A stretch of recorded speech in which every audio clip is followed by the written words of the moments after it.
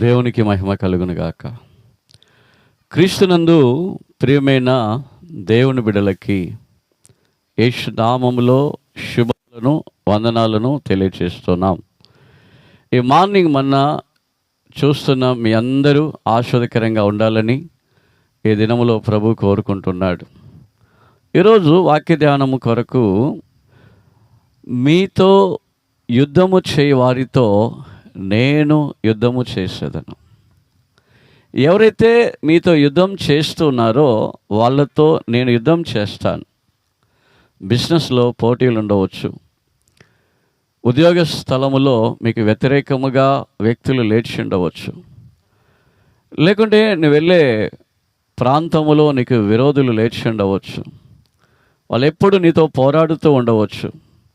అది ఉద్యోగ స్థలం కావచ్చు, వ్యాపార స్థలం కావచ్చు, లేకపోతే నీ వెళ్ళే తోట, లేకుంటే నీ భూమిని గురించి కావచ్చు, నీ పొలములని గురించి కావచ్చు. అనేకమైన సమస్యలు, యుద్ధాలు ఎదురైనప్పుడు, సంఘర్షణలు, గొడవలు ఎదురైనప్పుడు ప్రభు చెప్తున్నాడు, నీతో ఎవరైతే యుద్ధం చేస్తారో వారితో నేను యుద్ధం చేస్తానని చెప్తున్నాడు. ప్రియులారా, మనకి ఏదైనా ఒక యుద్ధం ఉంటే, సమస్య ఉంటే అది మనం దేవునికి అప్పగించాలి. నీ భారమును దేవునికి అప్పగించు. యుద్ధము యెహోవాదే. మనం యుద్ధం చేసేటప్పుడు, మనం శత్రువులతో కూడా పోరాడేటప్పుడు తక్కువ బలస్థులమై ఉండవచ్చు, తక్కువ బలహీనులమై ఉండవచ్చు. మన ఎదుటి వాళ్ళకు ఉన్నంత బలము మనకు లేకపోవచ్చు.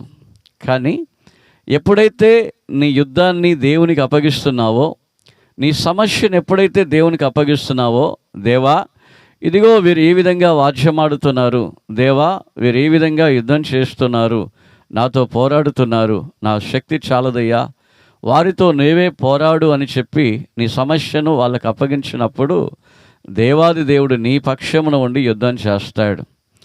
ప్రియులారా, గమనించండి, కొంతమంది వాళ్ళ యుద్ధం వాళ్ళే చేసుకుంటూ ఉంటారు, వాళ్ళ సమస్యని వాళ్ళే ఫేస్ చేసుకుంటుంటారు. కానీ దేవుడు చెప్తున్నాడు, ప్రభుపై భారమును మోపుడి, కలత చెందకుడి. మీ భారం ఏదైతే ఉందో, మీ సమస్య ఏదైతే ఉందో ప్రభువుకు అప్పగించండి. నీ పక్షమున ఉండి యుద్ధం చేస్తాడు. నీ పక్షమున ఉండి, దావీదు పక్షమున ఉండి యుద్ధం చేసిన దేవుడు ఈరోజు నీ పక్షమున ఉండి యుద్ధం చేస్తాడు.